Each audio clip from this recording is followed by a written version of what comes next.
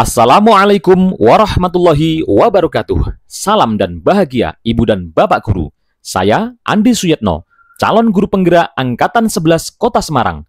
Kali ini saya akan membagikan diseminasi aksi nyata modul 1.4 tentang budaya positif bersama komunitas belajar SD Negeri Petungan Kidul 02. Sebelum kegiatan berlangsung, saya menghadap ke Bapak Kepala Sekolah untuk meminta izin sekaligus untuk berkoordinasi tentang rencana diseminasi bersama komunitas belajar SD Petungan Kidul 02.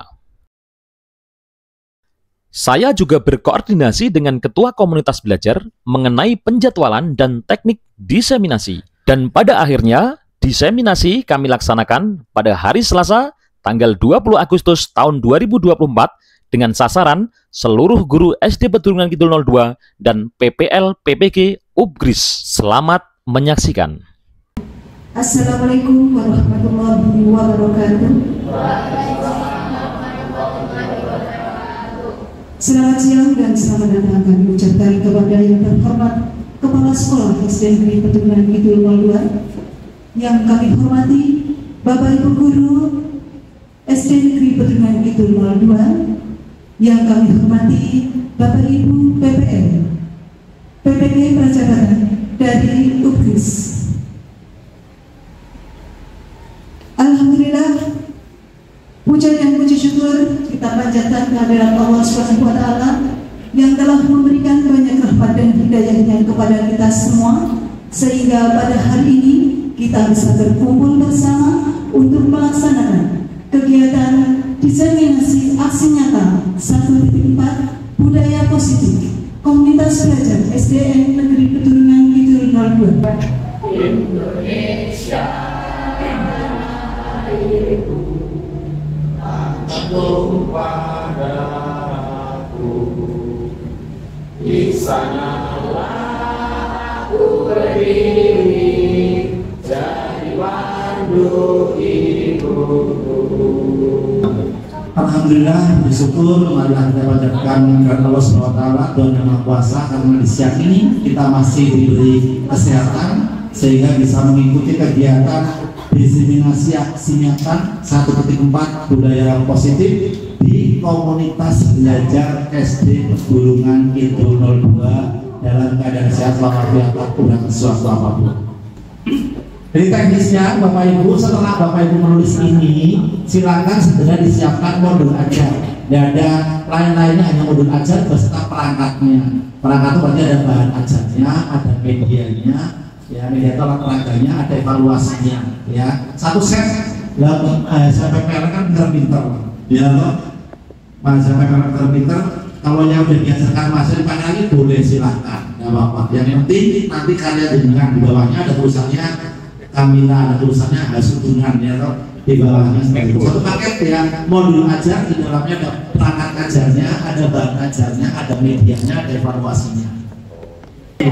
Ya, itu aja mungkin tambahan saya. Kalau Bapak Ibu yang berkaitan dengan observasi KBM nanti ada masalah, bisa ketemu dengan saya. Kurang lebihnya mohon dimaafkan.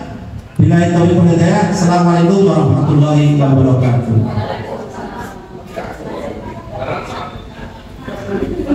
Terima kasih kepada Bapak Tersino atas sambutannya. Acara selanjutnya adalah diseminasi budaya positif di sekolah yang akan disampaikan oleh Bapak Andi Suyetno, Sarjana Pendidikan. Kepada Bapak Andi Suyetno kami persilakan.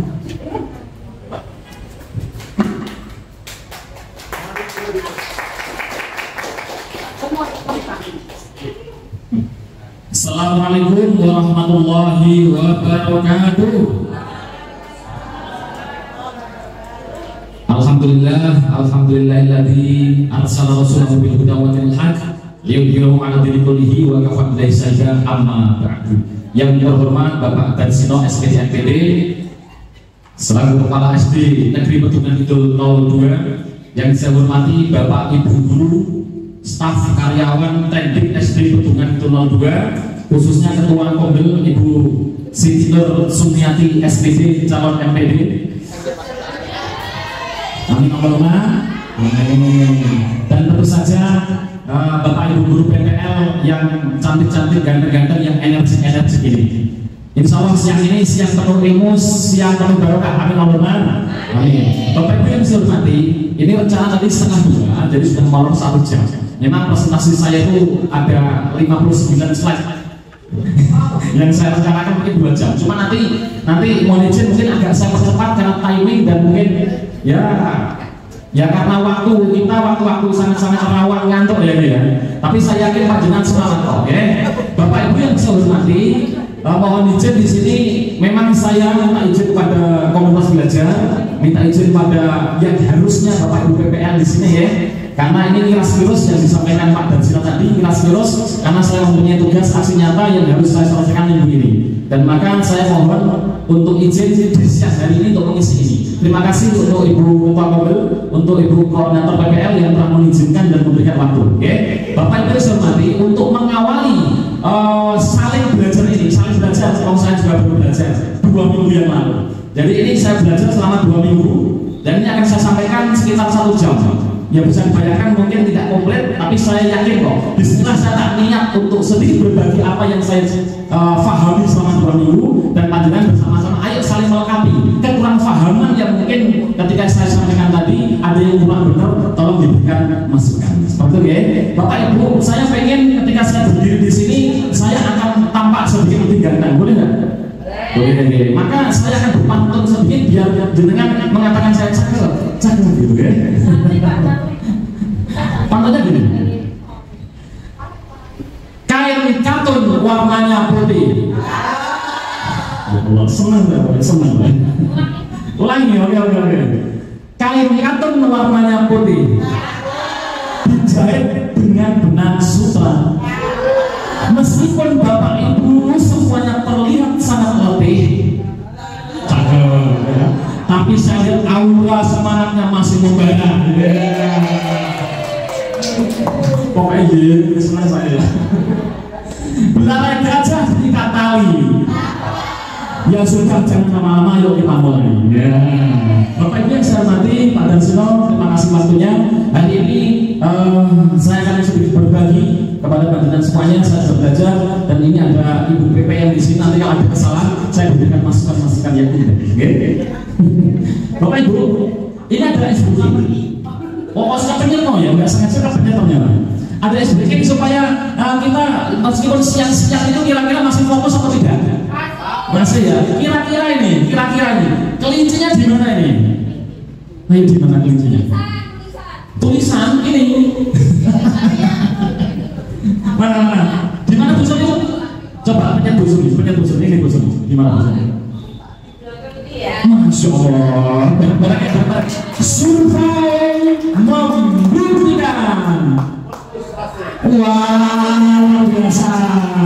Ternyata busur ini fokus. Siang fokus, malam juga fokus. Masya Allah. Berikutnya. Nah ini. Bisakah kita menemukan ada anjing lain? Di mana anjing itu? Di mana? Oh. Mana bu? Salah pakai bu.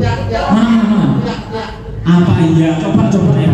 Ini kita percepat fokus anjingnya ini. Survei membuktikan. Masya Allah, luar biasa. Ternyata ada pesaingnya bu ya. Bapak Ibu guru PPL dari sini suatu yang fokus ya. Berikutnya. Nah, bisakah kita menemukan 2 hewan yang tersembunyi? PPL ini, ayo fokus. Jangan ini terburu. Fokus ke yang mana? Mana? Salah. Nah, 1. Mana? Buru. Oke. Survei membuktikan. Iya. Yang terakhir ini coba. Kira-kira bisa atau tidak? Nah ini Pak Arif ini jelas ini. Ini Pak Arif, ini Pak Kepala Sekolah kita, ini Bu Kamila, ini Bu Nisa, ini siapa? Saya nggak tahu. Nah ini yang dua orang ini kira-kira siapa? Ini saya ambil saat saya dari kemarin. Anak Fitria, benar. Anak Fitria, jangan merasa disitu. Oke, punya, saya kasih clue. Nah, yang cinta ini siapa? Siapa? Bukan dong. Saya benar dapat apa ya? Bapak Ibu, saya baru lihat ini Bu Titi, Bu Mimi semangat luar biasa. Bapak bareng-bareng survei membuktikan, nah ternyata Bu Mimi, amplopnya nanti dong ya. Alhamdulillah ya Allah, ternyata Bapak Ibu semangat antusias. Gimana nanti Bang? Oh kangen ya. Bapak Ibu yang sedang mati, nyikat waktu masuk setengah sudah ya. Seperti biasa yang kami pelajari di PDP itu bahwa apapun dan ini harus kita aplikasikan ke anak-anak kita di dalam kelas kita itu kita harus sering-sering menggunakan kesepakatan kelas. Nah ini karena ada forum namanya kesepakatan forum atau kesepakatan bersama. Oke ya, ini saya awali dulu bahwa kita nanti dalam diskusi ini HP silent ya. Semangat. Oke. Terus Pak getarkan apa? Sini anak sore-sore. Kilo gitu. Berikutnya angkat tangan jika bertanya menjawab. Sepakat? Sepakat. Aktif dalam kegiatan. Jadi nggak menentu yang aktif tanya jawab dan sebagainya. Sepakat? Oke, saling berhormati, sepakatlah. Saling belajar, jadi saling belajar. Karena saya sudah masih belajar. Dan yang berikutnya hati dan pikiran bahagia. Jadi selalu saya induksikan pada siapapun orang tua atau siswa. Ayo kita bahagia. Makanya di LNS Panjenengan di kurikulum Merdeka kan salam dan bahagia. Karena tujuan akhirnya bahwa kita harus salam itu semangat. Ya, salam itu semangat. Nah, untuk mencapai keselamatan itu kita hatinya harus bahagia. Nah ini monggo kita tularkan energi ke anak-anak. Jadi setiap hari salam dan bahagia. Salam anak-anak, salam dan bahagia. Itu doa. Bapak Ibu, ini sebenarnya kalau ada waktu ada tambahan tidak kira-kira? Atau sudah sepakat ini dulu? Sepakat ya, alhamdulillah. Bapak Ibu, hari ini sebenarnya adalah saya akan mendiseminasi 6 materi yang pada dasarnya 6 materi kami pelajari selama 2 minggu. Oke, maka ketika ini hanya 1 jam lebih sedikit, ya nanti mohon maaf kalau kurang maksimal. Tapi bismillah niat saya adalah memberikan implementasi, memberikan sedikit pengetahuan yang kami dapatkan di pendidikan untuk kita semuanya. Jadi sekali lagi tidak hanya menggugurkan kewajiban. Saya sendiri memantik prinsip dalam hati saya seperti tidak hanya menggugurkan kewajiban saya, enggak. Saya ingin memberikan yang sedikit kami bisa. Mengatakan ya, Bapak Ibu, yang pertama disiplin positif, yang kedua nilai-nilai kewajiban, teori motivasi hukuman, penghargaan dan restitusi, terus keyakinan kelas, kebutuhan dasar manusia, restitusi, 5 posisi kontrol dan ketiga restitusi. Itulah yang akan kita bahas pada siang hari ini. Next, Bapak Ibu, ini mohon dijawab sebisa-bisanya. Pertanyaan pertama, apakah hukuman itu benar-benar dapat mendisiplinkan siswa? Itu jadi ya, kenapa? Jawab yang perlu.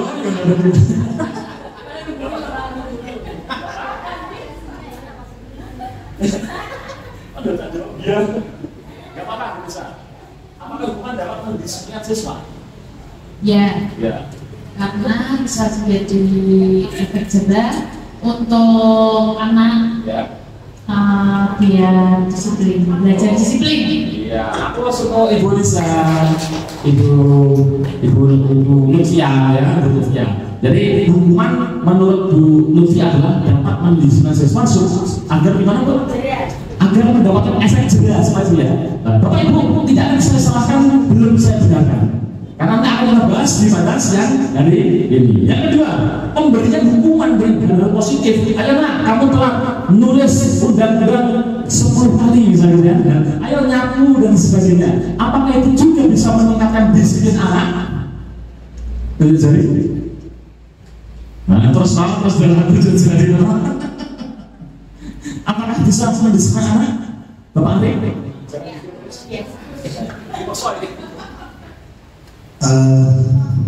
Mungkin bisa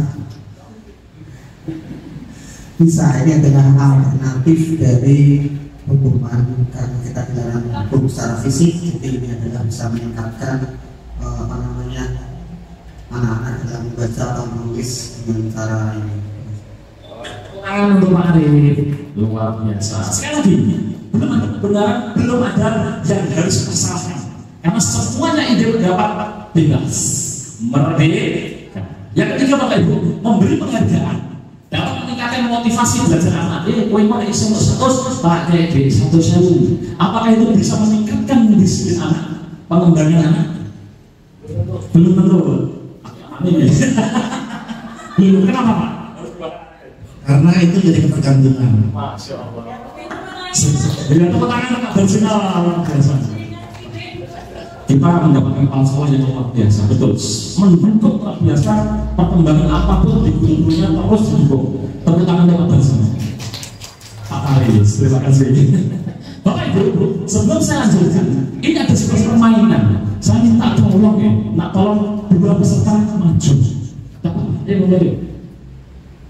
Pak Jis, Pak mana Pak Adit maju. Satu lagi. Ya, Bu Lili, Ibu Yuli. Ini yang menjadikan adalah menggenggam kepala tangan. Yang mau menggenggam kepala tangan siapa? Ada adik. Nah, Bu Yuli ya. Oke, Pak. Sekarang Bu Yuli itu menggenggam tangan, Bu ya. Ya. Sekarang tugas jenengan adalah bagaimanapun apapun caranya lepaskan genggaman ini. Boleh dirayu, boleh dipaksa, boleh apapun. Saya kasih waktu 10 detik dari sekarang. 1. Bagaimana cara melepaskan genggaman Bu Yuli menurut Pak Adil?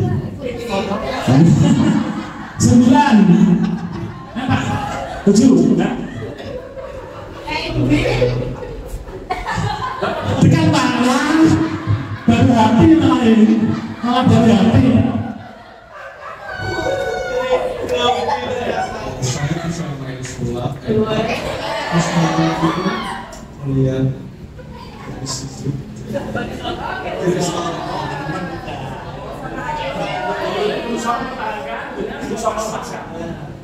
Kalau pengen tahu kehidupan kamu di Jepang, kamu bisa garis tangan.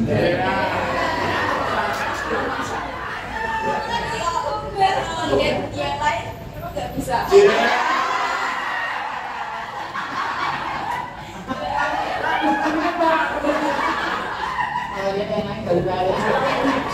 Ternyata Pak Andin dia tuh menggigap, tanya gantung. Ternyata dengan bermampu merayu beliau. Yang lain, betul. Bagaimana Bu Yuli ini melepaskan tangan kepalanya dengan cara apapun. Yang lain, monggo. Pak Darsino monggo. Amaris. Pak Fian. Bu Yuli ini mempertahankan kepalanya. Bagaimana jenengan merayu atau memaksa supaya kepala ini lepas. Iya, kepala kalian.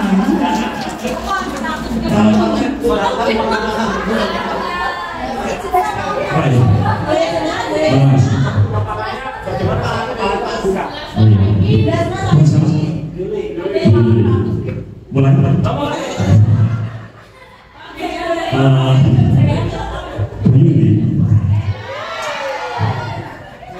Sekarang usianya berapa? Usianya berapa? Oh, tayang balik dulu. Kepala 17 kepala. Jadi ibarat orang dulu itu apapun yang diungkapkan oleh orang bisa begitu terus patuh. Boleh tidak dibuatkan gambarnya? Boleh. Oh, sudah jadi lupa. Boleh. 8.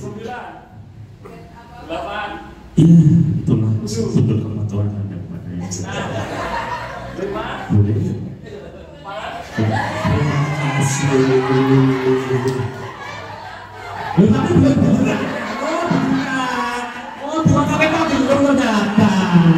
Ya, oke Bapak Ibu. Terima kasih teman-teman Bu Yuli, Pak Fian. Maksudnya apa nih Bapak Ibu?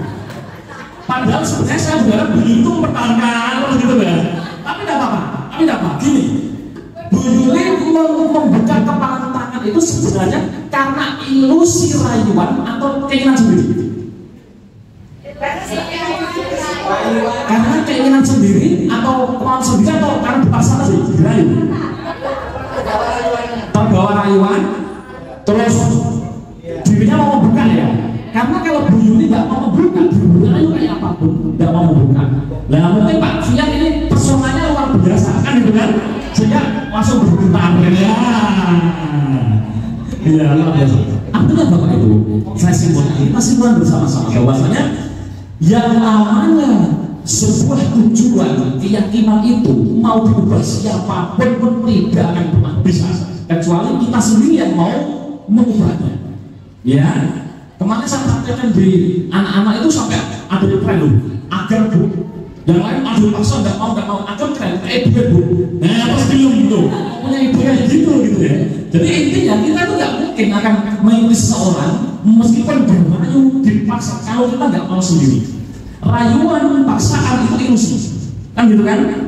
Bapak Ibu, dari sinilah maka ada sebuah perubahan paradigma teori kontrol atau teori ilusi kontrol pada diri guru terhadap siswa, bahwasanya bahwa guru mengontrol murid itu hanya sebuah ilusi.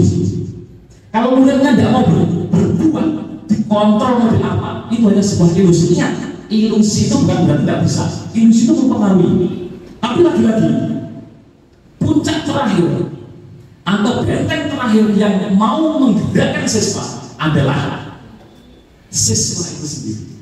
Guru mengontrol siswa hanyalah sebuah ilusi. Yang kedua, bahwa semua penguatan positif efektif dari guru, kebermanfaatan itu juga sebuah ilusi. Ariwana, kamu berkembang, kamu akan gini. Kalau anak itu mengiyakan diri sendiri akan bergerak. Tapi kalau menolak, meskipun kita rayu model apa, kita nasihati model apa, tetap tidak akan bisa. Berikutnya, kritik membuat orang merasa bersalah. Wah, tak kritik dan dia merasa bersalah, terus juga mempunyai karakter. Itu juga sebuah ilusi. Dan yang terakhir, orang dewasa memilih hak untuk memaksa guru, memaksa siswa, ibu memaksa anak supaya anaknya berkembang lebih pintar. Itu juga ilusi. Itu juga ilusi. Kalau gurunya atau anak buahnya atau muridnya tidak bergerak dari dalam hatinya sendiri, tidak akan pernah bisa. Lupa atau tidak besok, iya kakinya bisa tapi besok tidak akan, karena tidak dari hatinya. Yang ada saya kemarin bilang kan sistem intrinsik, gitu ya, intrinsik. Bapak Ibu yang saya hormati, menurut Bapak Ibu, apakah makna dari disiplin itu? Apa sih disiplin itu? Gimana Bu? Gak apa-apa disiplin. Patuh pada aturan. Tepuk tangan itu begitu. Luar biasa loh. Karena ternyata masuk ilmunya. Kata guru kiai saya sama ilmu laduni itu ya. Tidur tapi mungkin semuanya ilmunya Gus Dur ini subhanallah. Tepuk tangan. Taat pada aturan. Ada yang lain lagi dari Ibu PPN? Ibu. Disiplin itu apa sih? Bu Milan dulu orang ngerti kan ya. Bu Milan udah paham ke aku lah ngotot ya. Bu menang ya. Oke. Pak itu mana ya? Jawab.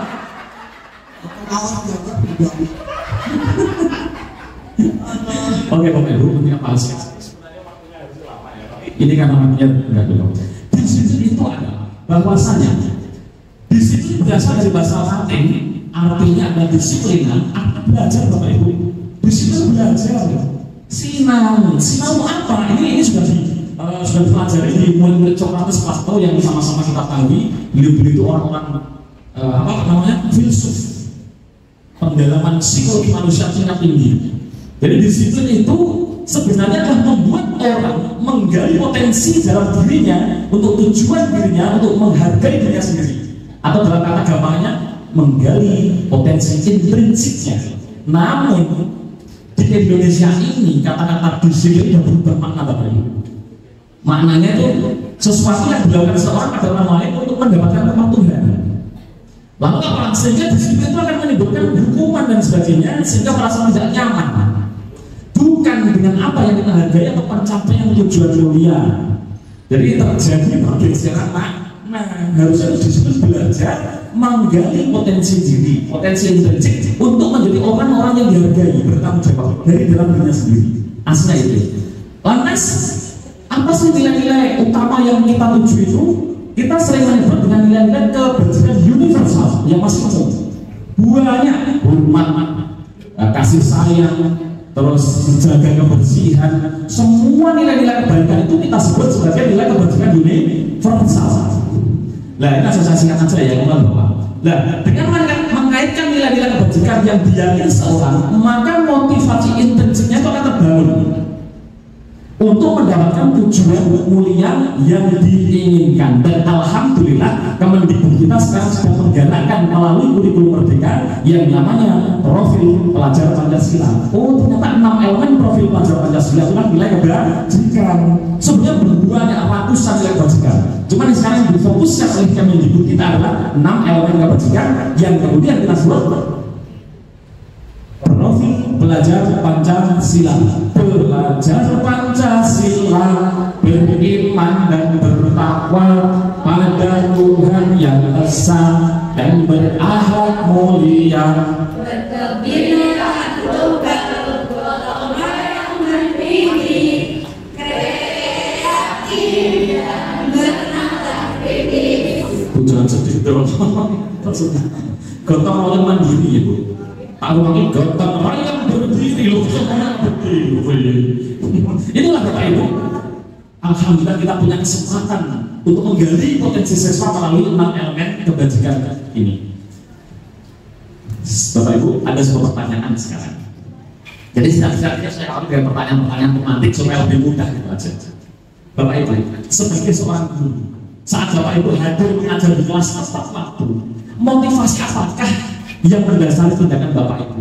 Apakah datang tepat waktu karena tidak ingin ditegur kepala sekolah, atau kepengen mendapatkan pujian dari kepala sekolah, atau Bapak Ibu ingin menjadi orang yang menghargai waktu, menghargai diri sendiri, atau sebagai teladan bagi murid-muridnya? Kira-kira motivasinya apa Bapak? Teladan muridnya Pak.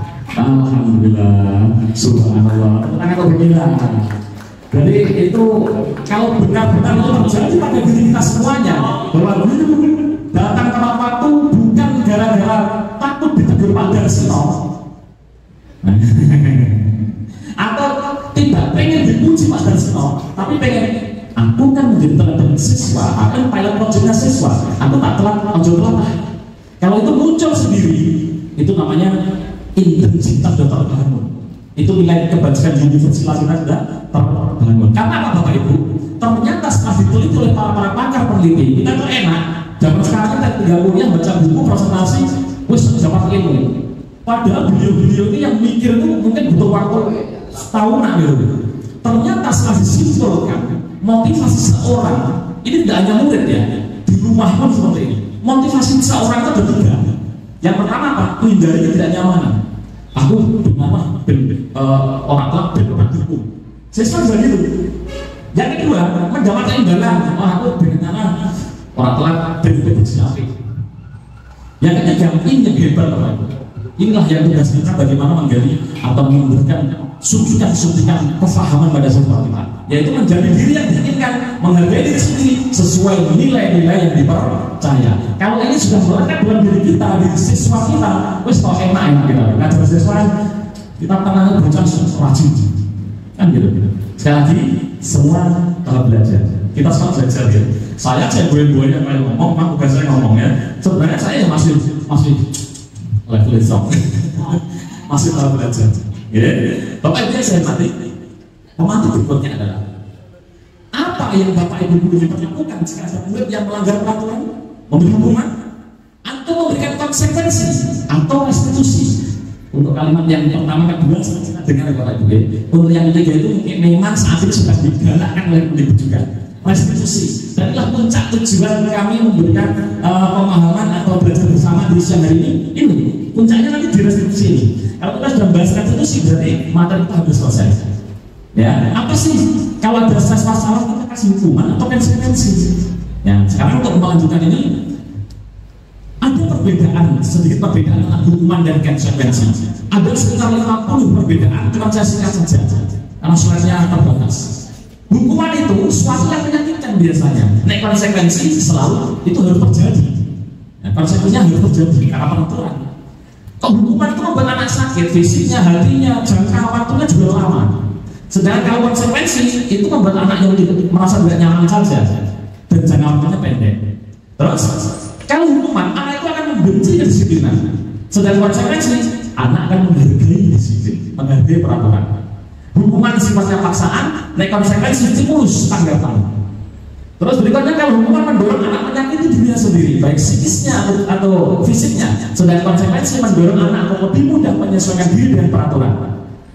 Hukuman itu konsep diri yang merasa dirinya itu buruk, salah, gagal, itu sesuatu hukum. Kalau konsekuensi konsep diri yang baik, oh ya, aku telat, besok berarti harus menjatuhkan. Next, ada. Berikutnya, hukuman anak belajar untuk menyembunyikan kesalahan, sedangkan konsekuensi anak belajar untuk mematuhi peraturan. Dan yang terakhir, biasanya kalau hukuman itu ada marah, rasa bersalah, dipermalukan, merasa tak dihargai. Sedangkan konsekuensi kehilangan hak. Ya, terus dibuat tidak nyaman, diasingkan untuk sementara waktu. Nah, untuk mengganti ini sekali lagi harusnya ada 50 poin, tapi tidak singkat saja. Lebih mempermudahnya adalah kasus nyata seperti ini. Bapak Ibu ayo bareng-bareng. Nomor 1, kalau ada anak mencatat 100 kali dalam hukuman, saya tidak akan terlambat lagi karena terlambat sekolah. Ini hukuman atau konsekuensi? Hukuman atau konsekuensi? Hukuman lah ya, hukuman. Budina pengalaman, hukuman atau konsekuensi? Hukuman. Nomor 2, nanti jawabnya bareng-bareng aja. Lari menilai lapangan basket 2 kali karena terlambat hadir. Hukuman, subhanallah. 3, murid diminta push up 15 kali karena tidak menggunakan masker. Hukuman, menggantikan kertas tugas teman karena telah dicoret-coret. Oh, cerdas. Berapa itu cerdas kabel. Berikutnya, membersihkan tumpahan air di meja tulis karena tidak sengaja. Konsekuensi, nah ini coba ini. Murid disuruh mengenakan sepatu seharian di sekolah karena tidak mengenakan sepatu hitam. Nah,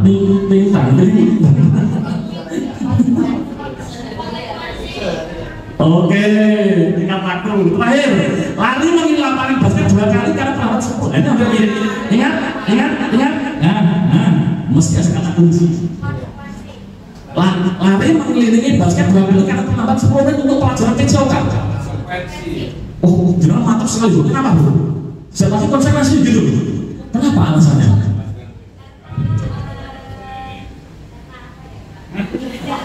Apa sih dibantu apa guys? Kenapa apa guys?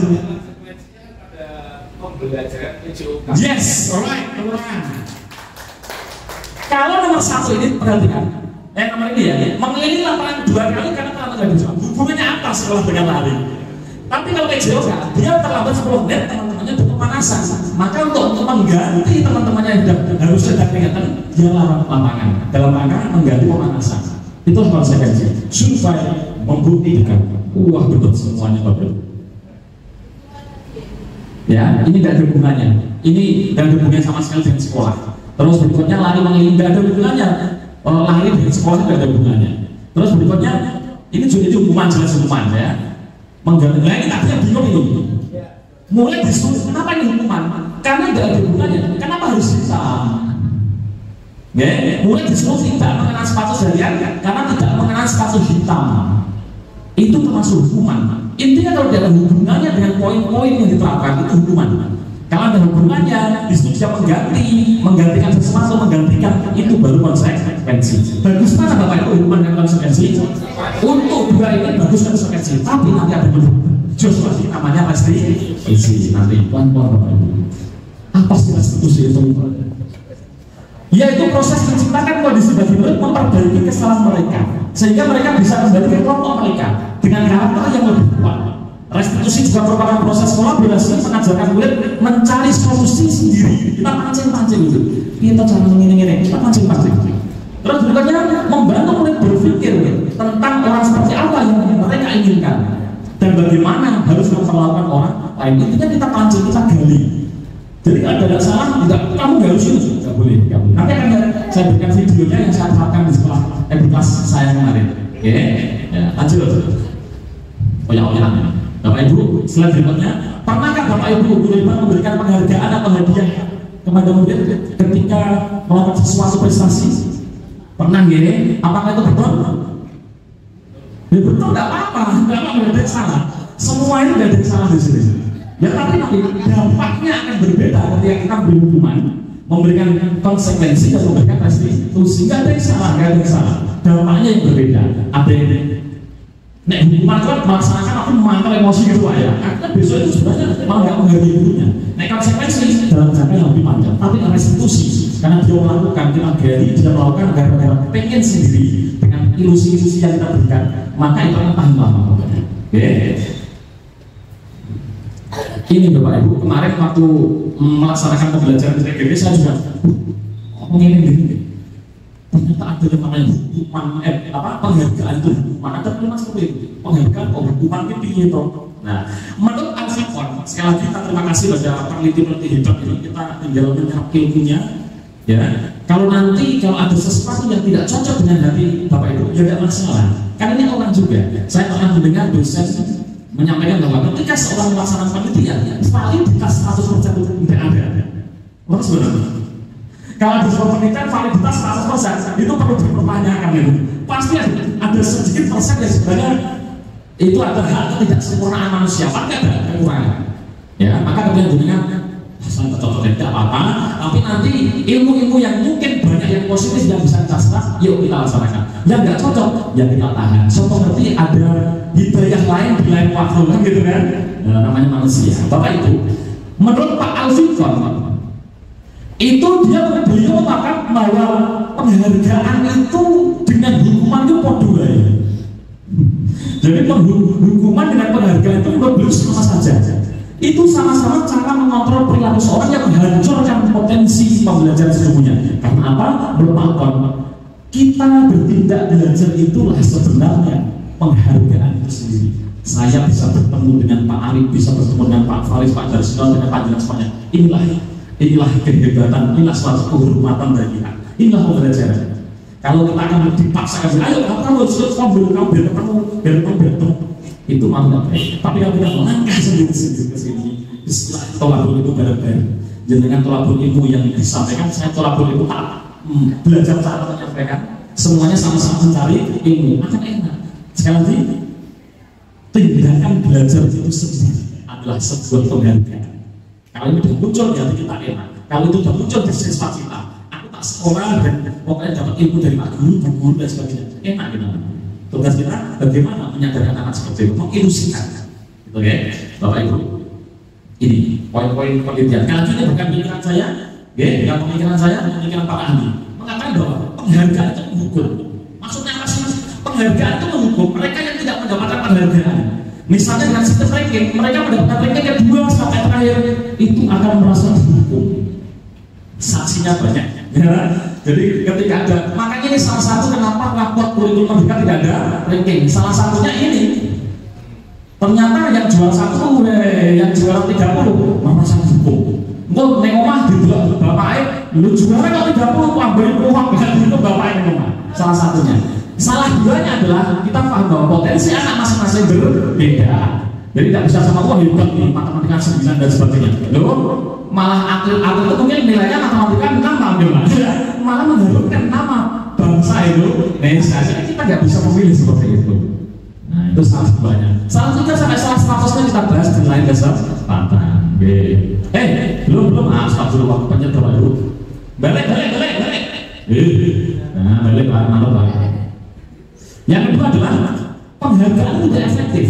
Jika kita memberikan seorang penghargaan itu, maka kita akan terus-menerus harus seperti itu. Ayo anak-anak, yang maju dapat 5.000, maju. Besok 5.000, maju. Ketika 5.000 ini orang maju apa? Nah itu. Enak lupa ya. Jadi jangan nggak usah kayak penghargaan apa-apa enak. Berikutnya, penghargaan itu merusak hubungan Bapak Ibu. Ini menurut para ahli. Kenapa? Ketika seorang diberi penghargaan yang dipuji di tangan banyak, maka yang lain akan merasa iri. Sehingga para merasa tidak saling menyukai. Ikut terus. Saya membuktikan sendiri. Tapi tidak usah disebut siswa kita. Jadi ada protes dari orang tua ternyata diasingkan gara-gara merasa diperhatikan Pak Andi saat itu. Semester kemarin, betul Pak? Semester kemarin, ternyata betul terjadi. Jadi memang dia tak tunjuk terus sampai omba dan sebagainya. Diasingkan oleh teman-temannya. Ternyata betul. Ketika dia dipuji, dia apa-apa, ternyata yang lain ini malah merusak hubungannya. Itu. Yang berikutnya penghargaan itu mengurangi ketepatan. Menurut para ahli, banyak yang mendapatkan penghargaan ternyata banyak jawaban yang kurang tepat. Ayo, yang bisa kerjakan dalam waktu 1 menit membuat puisi tentang percintaan, maka akan mendapatkan 100.000. Kacau puisinya lah. Itu kan 100.000 nih. Tidak tepat. Mengerjakan matematika, tak kasih waktu 1 menit, malah kacau. Karena apa? Seorang seniman, seorang pemikir itu butuh kemenangan. Tidak butuh penghargaan. Justru kalau itu terjadi malah hasilnya luar biasa. Lanjut. Penghargaan itu menurunkan kualitas. Dan ini sama kalimatnya. Intinya menurut penelitian menunjukkan bahwa pekerjaan seni, sebuah penulisan cerita akan kurang kreatif jika dijanjikan penghargaan. Karena biasanya seniman yang sudah benar-benar melebur berjualannya malah mereka nggak butuh dipuji orang, gitu ya. Melukis Susi Utejo, melukis buat ini nggak butuh pujian orang.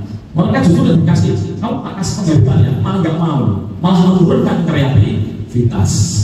Bapak Ibu, itu yang berikutnya adalah mengapa? Nah ini mau dijawab ya, Bapak Ibu. Mengapa kita menghelm saat bekerja? Takut polisi atau supaya kita selamat? Jawab dulu. Takut panas, selamatkan diri. Takut polisi ada kayaknya. Dua-duanya. Tapi kenapa kalau jalan di kampung kamu nggak ada polisi nggak pakai helm Bu? Saya juga. Jadi memang biasanya kalau nggak ada polisi nggak pakai helm gitu. Jalan-jalan di kampung nggak ada yang pakai helm gitu. Nah, berarti konsepnya kita biasanya itu pakai helm karena takut ditilang, kan gitu. Jadi waktu ditilang daripada sirai jeblok aspal.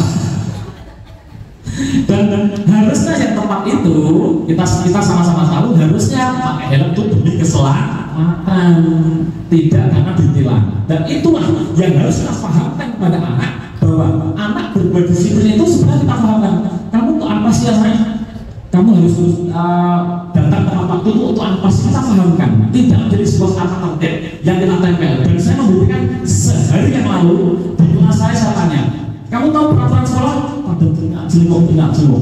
Nggak ada satu pun yang tahu. Padahal cementel di situ Pak. Di sini ya, mana ya? Nah di kelas saya kan cementel di daerah sini itu ya Pak Asep Pak ya, gitu.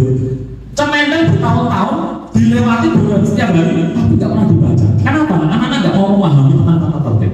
Nah sama dengan ini, ketika kita memakai helm, kita paham bahwa helm itu adalah keselamatan bagi saya, maka di jalan raya, di jalan gang, di mana-mana pun kita pakai helm. Maka itu analoginya. Ini seorang akan lebih tergerak bersemangat menjalankan keyakinan daripada hanya sekedar mengikuti serangkaian peraturan tertulis atau makna. Murid-murid pun demikian Bapak Ibu. Mereka perlu mendengarkan, mereka perlu memahami arti sesungguhnya tentang peraturan. Apa sih nilai-nilai kebajikan di balik peraturan itu? Apa sih tujuan peraturan itu? Itu harus kita pahamkan. Maka diperlukan adanya keyakinan kelas dan kesepakatan kelas. Next adalah keyakinan kelas dan kesepakatan kelas. Ini saya juga baru berlatih membuat kesepakatan kelas. Alhamdulillah jadi, cuma tinggal nyetak BMT saja. Ya, dan jadi. Apa sih dalam? Semoga jadi Pak. Tinggal makin sih gimana. Jadi seperti yang kita tahu bersama, maksudnya peraturan dan keyakinan kelas itu bedanya di mana sih?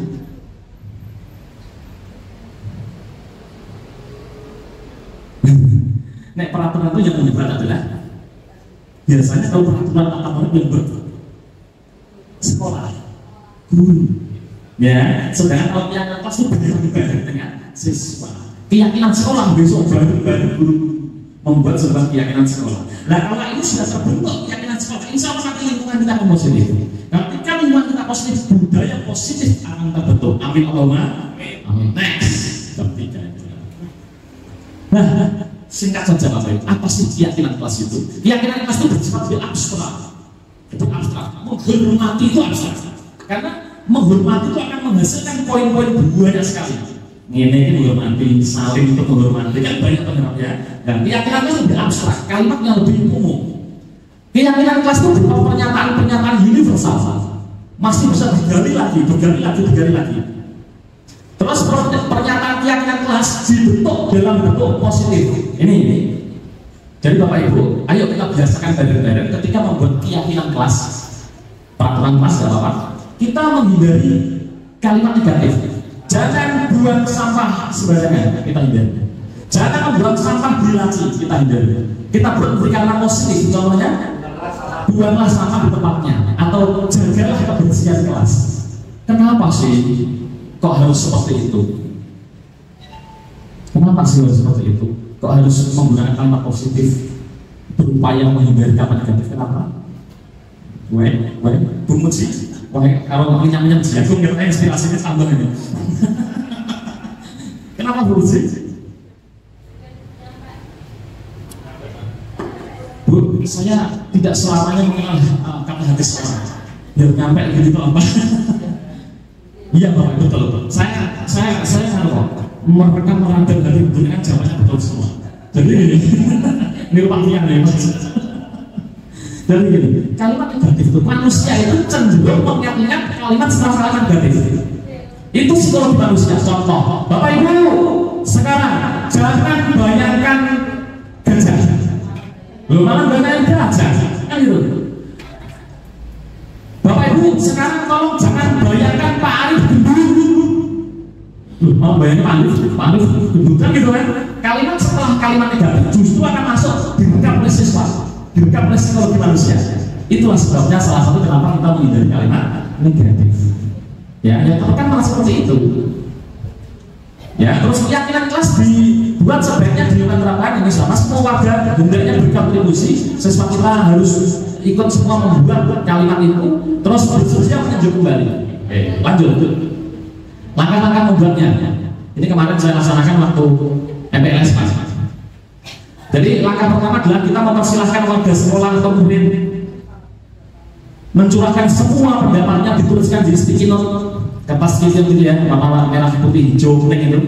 Lalu semua catatannya dimasukkan, masukan-masukan dari murid itu ditulis di papan tulis atau kertas tadi, terus ditempel-tempel. Kalau siswa saya ada 27, saya yakin ya kalimatnya 27 beda-beda semuanya, meskipun ada satu garis yang mirip kan gitu, mirip gitu. Terus berikutnya, susunlah keyakinan kelas sesuai prosedur pembentukan kelas. Gantilah kalimat-kalimatnya yang negatif tapi menjadi positif. Tinjau kembali daftar curah pendapat yang sudah dicatat.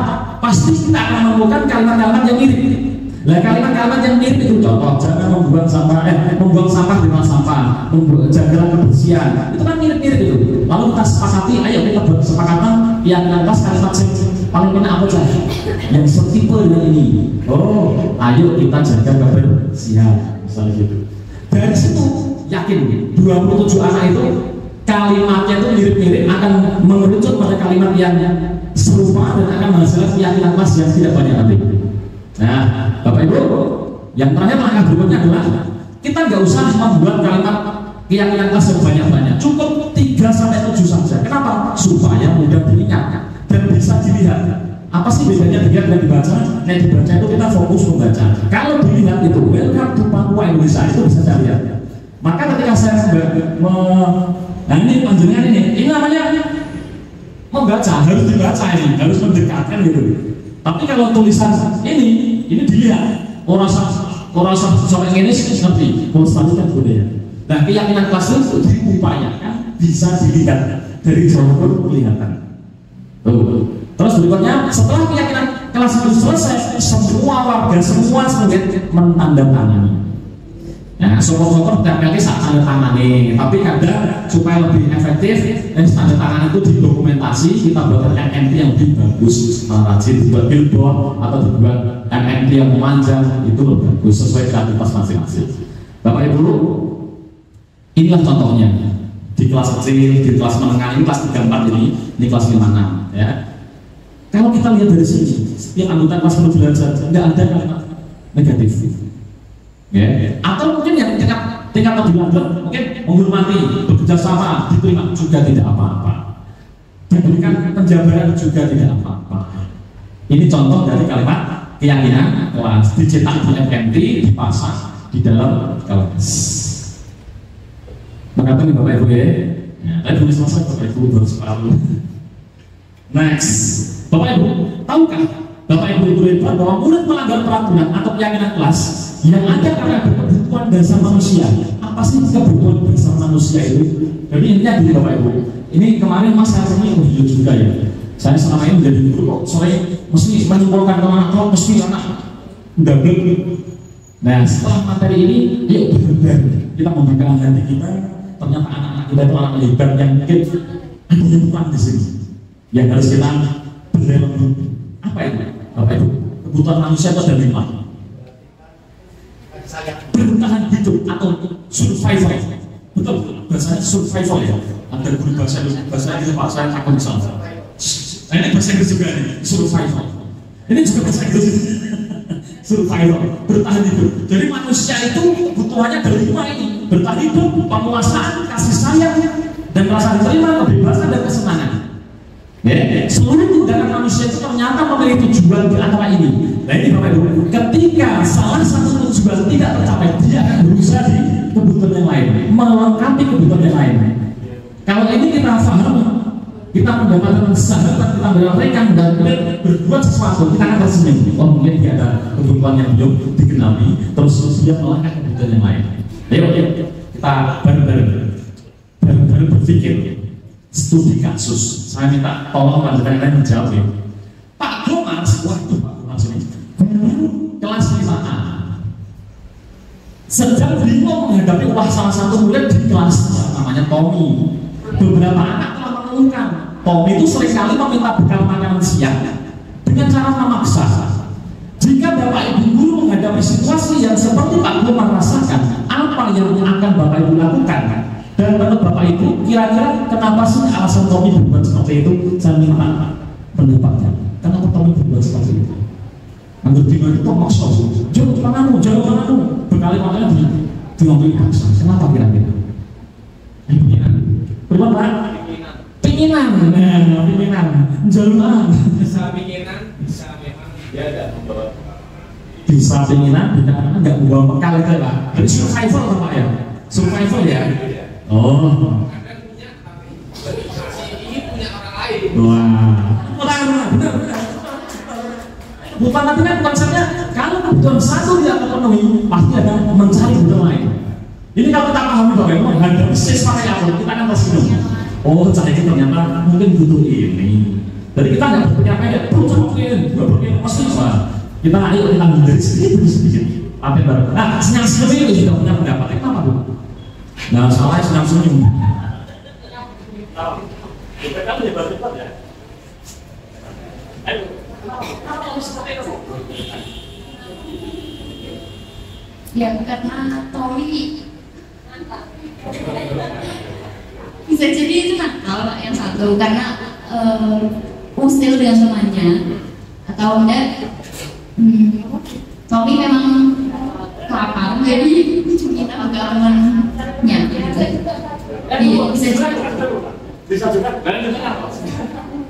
Bisa juga mungkin anaknya si Tommy ini mungkin cari perhatian. Subhanallah. Tidak ada yang salah. Jenengan hebat, jenengan luar biasa. Bapak Ibu, yuk kita telisik salah satu kemungkinan. Kok kemungkinan kenapa? Karena Tommy adalah sosok abstrak yang saya ceritakan. Ya, alasan pertama. Karena kalau Tommy ini karena lapar, orang tuanya tidak membawakan bekal makan siang, maka kebutuhan dasar yang ingin didapatkan adalah bertahan hidup. Maknanya harus soalnya bekal. Satu orangnya itu padahal ekstrak soalnya omanya terus butuh ekstrak cukup. Akhirnya dia banyak konconnya kan gitu. Ya, seandainya Tommy ikut komunitas belajar enak untuk bidang gratis, ya, untuk jagung. Tapi Tommy tidak ikut komunitas belajar. Jadi ketika alasan Tommy itu adalah karena tidak membawa bekal, maka kebutuhan yang akan dipenuhi adalah bertahan hidup. Tapi Bapak Ibu, ada kemungkinan lain loh. Karena dia merasa senang ketika temannya memperhatikan dia, lalu temannya melaporkan ke guru, guru melaporkan orang tuanya, terus orang tuanya memperhatikan dia, berarti kebutuhan yang ingin dipenuhi adalah kasih sayang. Ini banyak loh Bapak Ibu. Terus terang saat ini saya sedang pelajari salah satu di antara siswa saya sedang seperti ini, khususnya yang paham tidak pernah masuk seminggu 2 kali 3 kali. Ini sedang saya pelajari. Saya dapat komunikasi dengan orang tuanya. Semoga hasilnya baik. Nanti ingat lagi. Yang ketiga,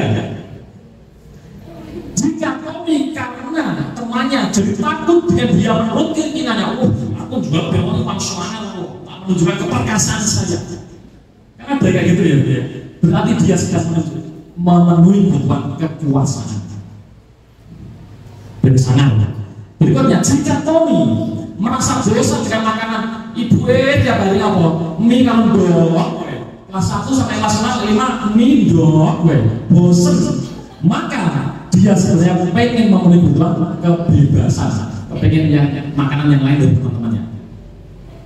Dan yang terakhir, jika Tommy melakukan itu karena iseng-iseng saja, ya, Tommy, jadi misalnya orang contohnya jadi Arif, toyok, seneng, berekspresinya Arif itu seneng. Nah itu berarti Tommy itu sedang memenuhi kebutuhan kesenangan. Tidur. Maaf ya ini, moga-moga betul ya. Bapak Ibu, saya ketika mempelajari ini terus terang, saya nangkep ya juga ya. Bapak Ibu dia membuat ternyata siswa dengan berbagai macam karakternya itu ada 5 kemungkinan ini. Ayo bareng-bareng ini PPL, Bapak Ibu PPL, insya Allah bermanfaat ya. Jadi besok ketika menjumpai siswa-siswi yang nakal, jangan dipanggil nakal. Ada sesuatu ini di antara ini 5 ini.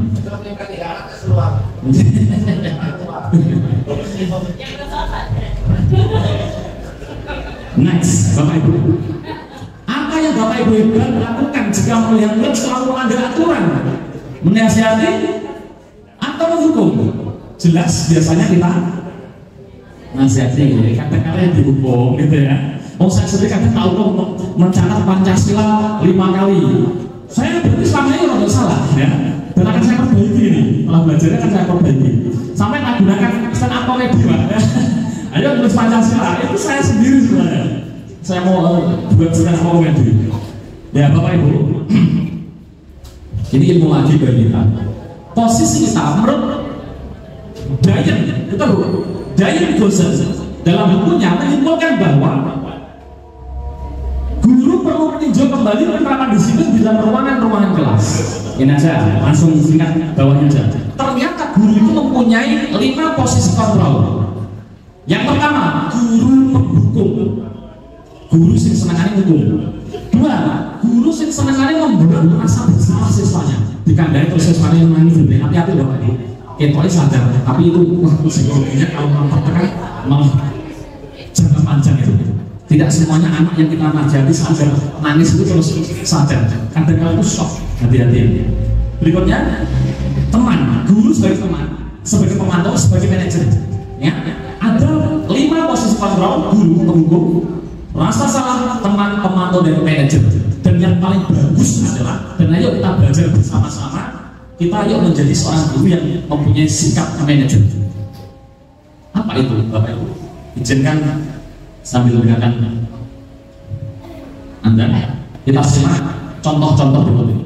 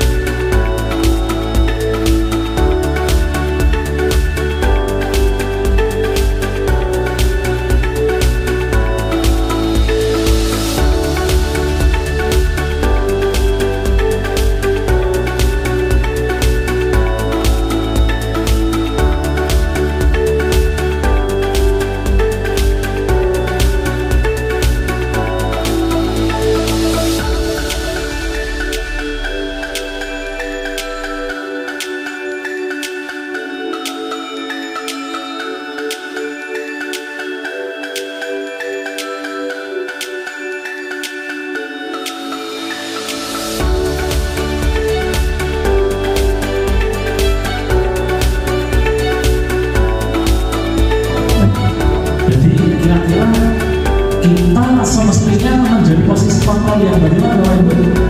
Seorang manajer, ayo berlatih ya. Berlatih bareng-bareng. Berlatih bareng dari seorang penghukum menjadi teman, menjadi rasa bersalah, menjadi pemantau, dan kemudian yuk bareng-bareng menjadi manajer. Nah, ini tadi kalau sudah dijelaskan oleh Ibu tadi, kalau saya jelaskan ini sama yang dijelaskan Bapak Ibu tadi. Dan jika hukuman dan konsekuensi itu ternyata membuat dampak negatif, lalu apa yang harus dilakukan Bapak Ibu? Tadi apa? Menjadi guru yang posisi kontrolnya sebagai manajer. Nah, salah satu strategi pendekatan guru menjadi seorang manajer adalah yang sedang digalakkan saat ini adalah dengan cara restitusi. Dan inilah salah satu tahapan-tahapan restitusi, namanya segitiga restitusi. Yang pertama ini Bapak Ibu, kita stabilkan identitasnya dulu. Jadi kalau ada anak yang salah, jangan langsung kita tekan, tapi kita stabilkan identitas. Biasanya menggunakan kata-kata gini, setiap orang itu pernah berbuat salah, Pak Guru juga pernah berbuat salah.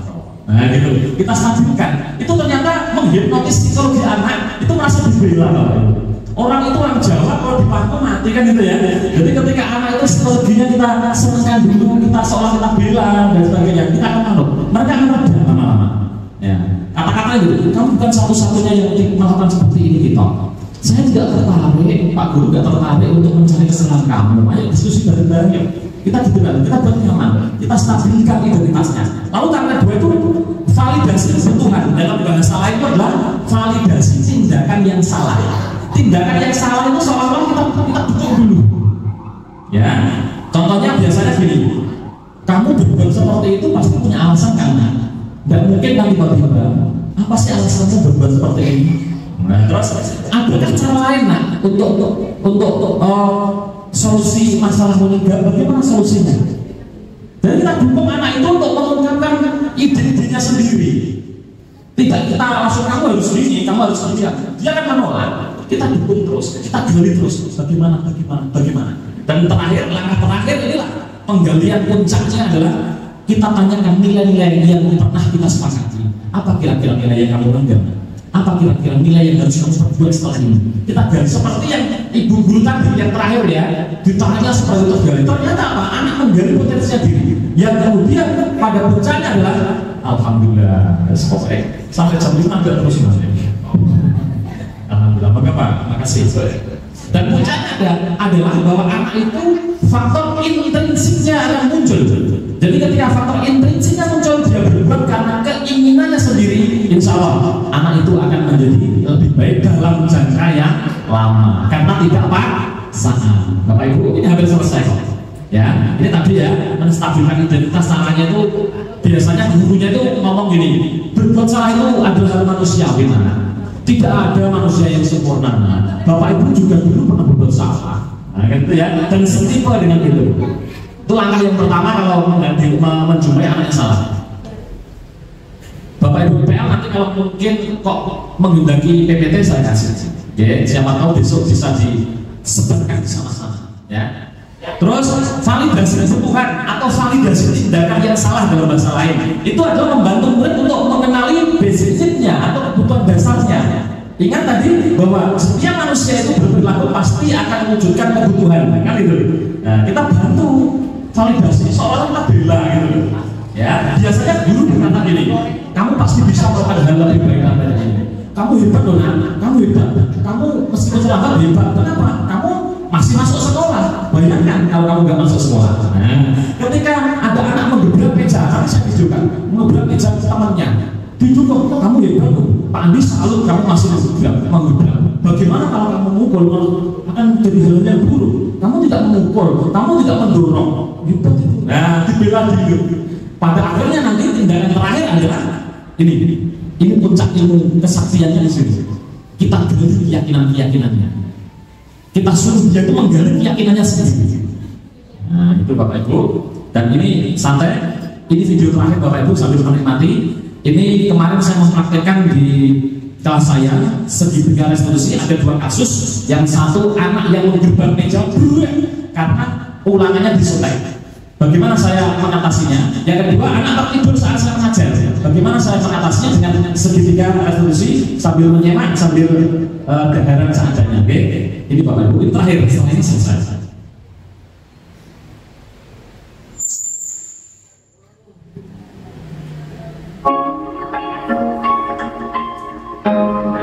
Jangan-jangan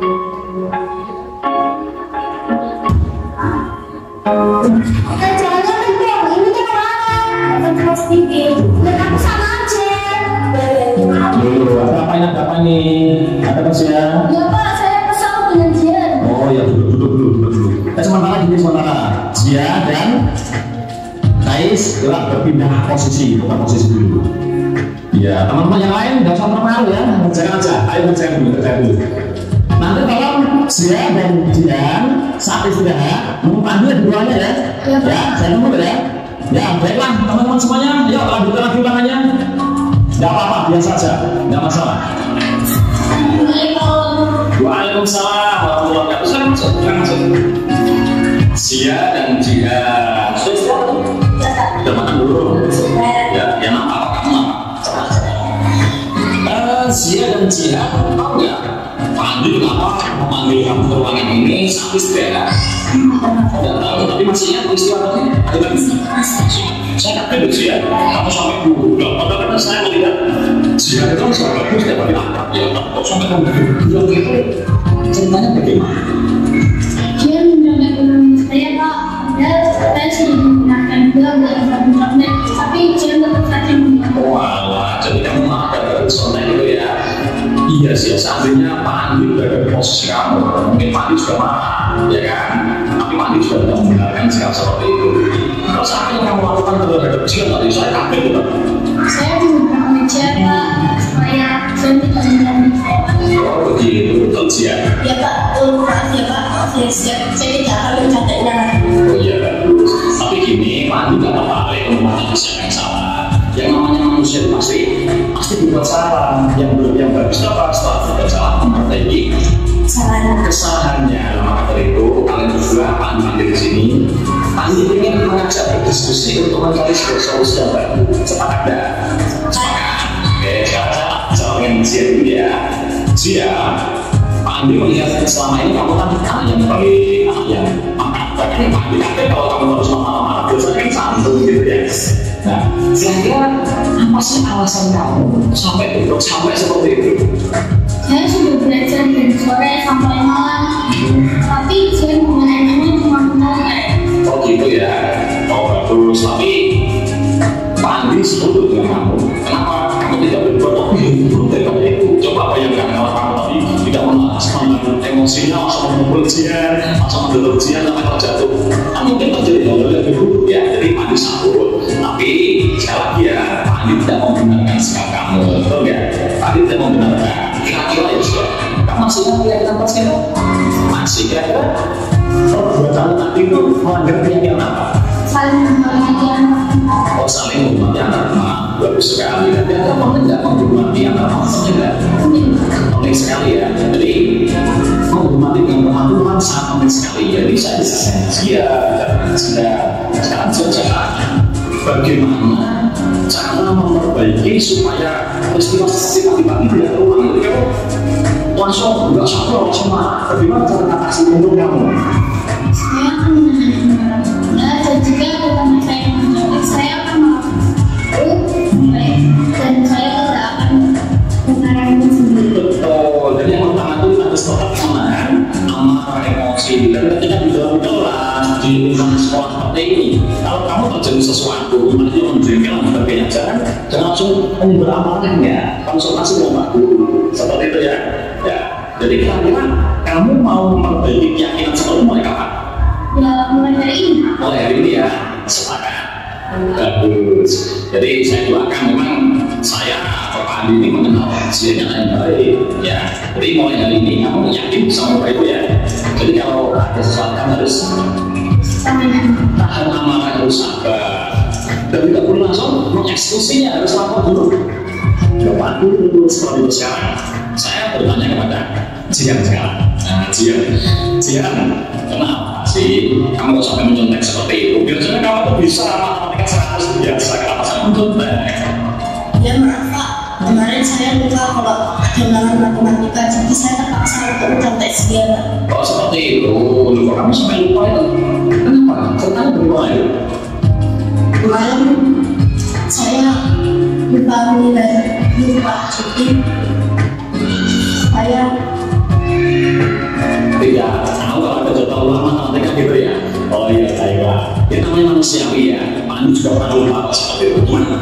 Pak Andi juga selalu, meskipun kamu nggak siap pelajaran matematika atau ulangan matematika, tapi kamu tetap masuk sekolah. Itu luar biasa loh. Kamu teman-teman yang lain di sekolah sana ketika nggak siap terus malah bolos, saya bilang kan kamu tahu berat, tapi kamu saya tidak tetap masuk sekolah, meskipun hasilnya baru menyontek. Maka dari itu Pak Andi selalu tetap masuk sekolah, namun Pak Andi tidak membenarkan perilaku seperti itu, gitu ya. Nah, terus kira-kira nih sih ya, apa kesepakatan atau keyakinan kelas yang kamu langgar kalau kamu menyontek seperti itu? Jujur dan mandiri.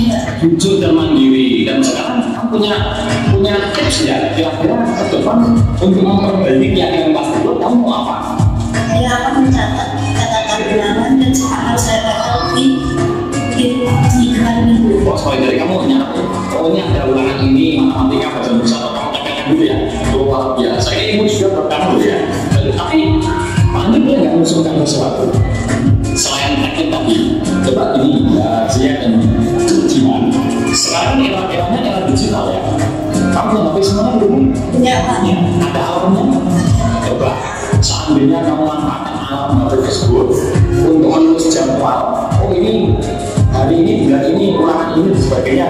Terus itu terus kamu kasih ada duri. Kira-kira enak nggak ini? Betul-betul nggak itu? Jadi ketika kamu tidur lupa berdiri, oh ini bisa ulangan matematika enak. Kira-kira masalah pandai bisa diterima? Bisa dilaksanakan. Nah, seperti itu ya. Jadi kira-kira nih, jika ingin melaksanakan tips tadi mulai kapan? Mulai hari ini itu ya. Jadi mandi ini baik dia tidak mengalami kesalahan lagi. Jadi dikatakan apa itu? Gitu ya. Saya lihat ini saya sudah mulai terlihat. Saya juga mulai lapang gitu ini. Ya, sekarang kalau sudah lihat seperti ini harus bagaimana? Minta silakan. Saya akan mengatakan begini berapa pasien? Iya, jadi kamu berterima maaf, kalian bersahabat, kembali berkembali, saling berkolaborasi, saling bersinergi ya. Kalian buat saya apa? Pokoknya Andi doakan kalian bisa memperbaiki keyakinan kelas dan Andi berdoa semoga kelak menjadi orang yang pintar. Amin. Oke, sekarang silakan kalian kembali di kelas. Oke, terima kasih ya dari sini ya.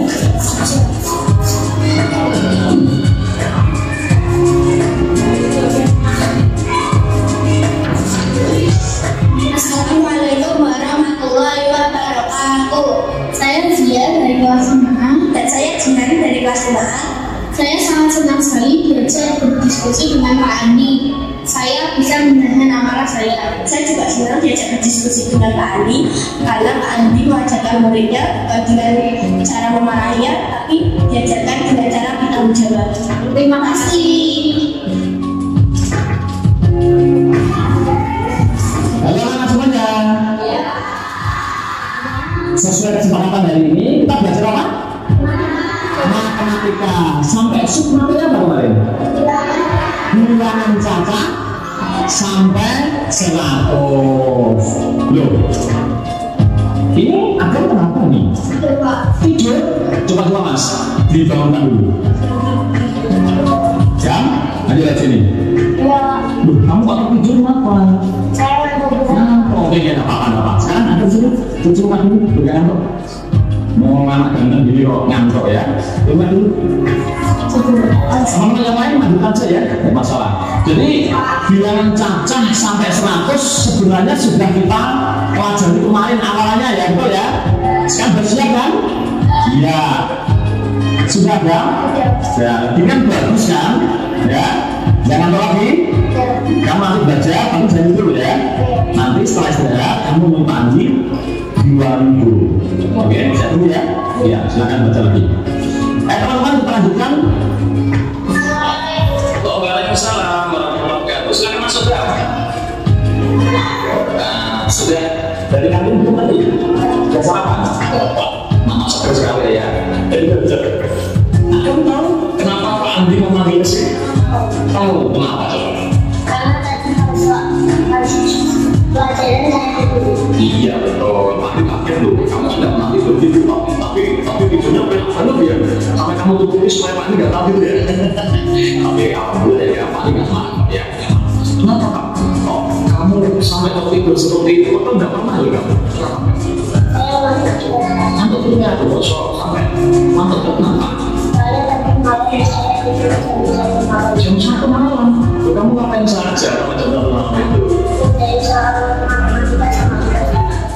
Mengerjakan soal materi di kelas. Itu kan sebenarnya tugas dari minggu kemarin kan. Baru kamu kerjakan di malam. Ya lancar kalau sampai larut malam. Seandainya Pak Andi mengerjakan langsung dalam 1 malam, ya pasti sampai larut. Soalnya setelah itu saya latihan berenang. Oh gitu, kamu udah berenang musola sampai jam berapa? Sampai jam 9. Kalau setelah main lebaran itu langsung pulang atau main-main dulu dengan teman-teman seperti itu? Oh langsung pulang ya. Terus belajar apa tidur dulu? Iya, biasanya nanti tidur karena capek gitu ya. Iya, saya Pak Andi ini ya memaklumi lah, gimana kamu yang capek ya. Tapi gini aja, Pak Andi juga selalu kepada kamu, karena apa? Meskipun kamu banyak kegiatan, latihan, rebahan dan sebagainya, kamu tetap menyempatkan diri untuk mengerjakan tugas malam dan privat itu Pak Andi selalu. Tapi Pak Andi nggak membenarkan juga kalau kamu sampai belajar sampai larut malam. Ya, kamu masih ada keyakinan persita? Masih. Kira-kira ada keyakinan persita yang kamu lahir ya dengan peristiwa hidup tadi? Disiplin dan mengatur waktu dan sekarang. Itu paham, kamu tuh orang prokes. Itu luar biasa ya. Dan kira-kira ya sekarang kamu punya cara untuk mengatasi permasalahan tadi tidak? Punya apa kira-kira? Saya akan lebih baik, terus tidak tidur lagi ya? Betul. Iya, terus untuk mengatasi supaya kamu tidak mengerjakan langsung sabruk itu langsung 1 malam, kamu bagaimana kira-kira? langsung mengerjakan sebelum saya berdoa. Betul, kamu kalau sore kan tidak ada kegiatan ya? Atau mungkin sepak bola atau apa, ada kegiatan? Tidak ada, itu bisa kamu manfaatkan. Sudah, ya, coba kira-kira bagaimana harapannya? Kalau sore misalnya harus mengerjakan diri manfaatkan kamu sore hari. Kalau kamu sore hari main-main, malam hari karena capek ya pasti kamu akan sama terus ya. Kamu sambil kira-kira kamu bagian yang pas baik ini. Jadi setiap sore gimana? Harus mengerjakan, harus membuka materi gitu ya. Nah, nanti ketika materi kamu buka, kamu belajar, kalau ada tugas yang kerjakan, ya tenang. Perbankannya juga kan tenang gitu kan. Kira-kira mulai kapan ini akan berubah lebih baik? Mulai sekarang luar biasa. Dan tadi yakin lah kan. Tadi selama ini memandang apa tuh yang baik, kasih potensial gitu ya. Jadi kamu berjanji dalam diri kamu punya tanggung jawab bahwa sekarang sudah mulai berubah. Nggak terlalu seperti lagi gitu ya. Mulai dari kita ya mandi dulu dan mandi berdoa semoga kami ini menjadi orang yang sukses. Kita ya amin. Kita kamu gak usah merasa bersalah. Kamu tetap apa? Senang, bahagia, bertanggung jawab. Terus sekarang Anda bisa masuk ke kelas dengan penuh kebahagiaan. Baik, wow, makasih ya.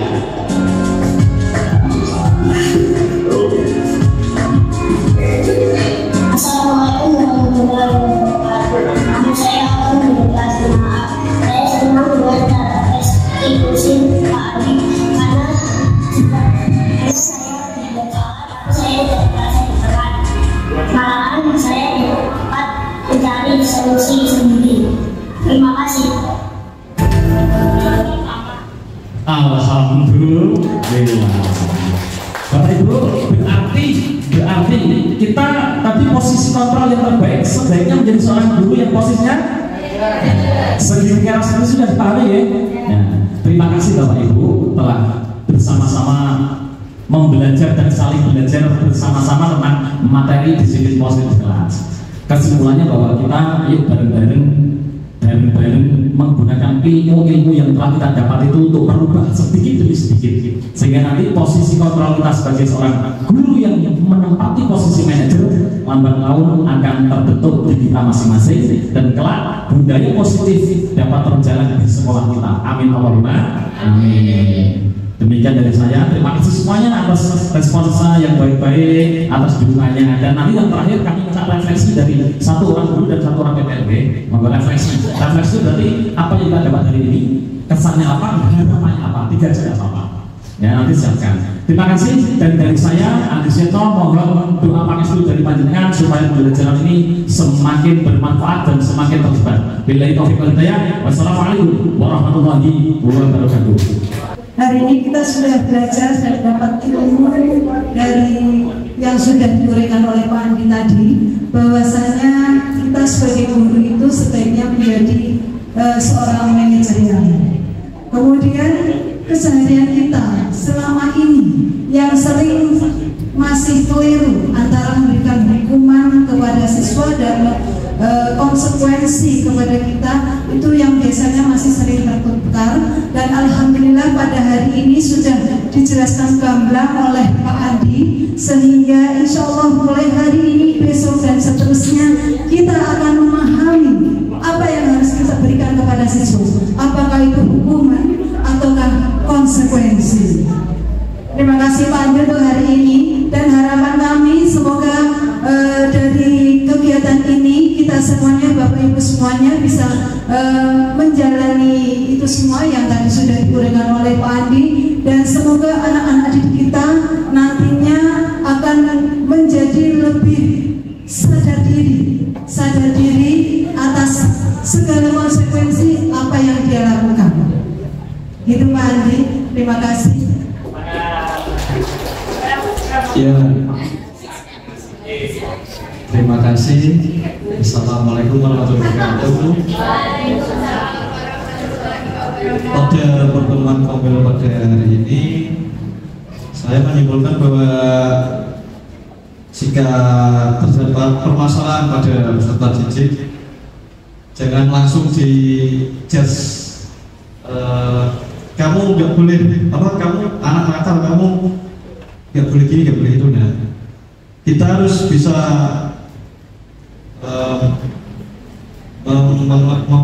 mengetahui apa yang dibutuhkan oleh peserta didik yang dalam tanda kutip sedang bermasalah itu.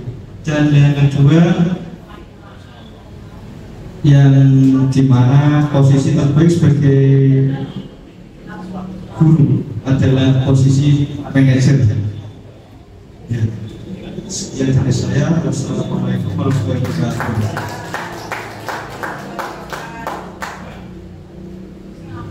Ya, terima kasih Bapak Ibu untuk kegiatan yang luar biasa pada sore hari ini. Oke, kita beri terakhir untuk Pak Andi. Dikasih W, kasih O, kasih W. Wow, keren. Wow, keren. Sekali dong, sekali lagi dengan aku. Dikasih apa Pak Andi? Dikasih W, kasih O, kasih W. Wow, keren. Wow. Demikianlah pelaksanaan diseminasi tentang budaya positif bersama komunitas belajar SD Negeri Peturungan Kidul 02. Semoga bermanfaat. Ayo lekas tergerak, bergerak, dan menggerakkan. Saya Andi Sujetno. Salam dan bahagia.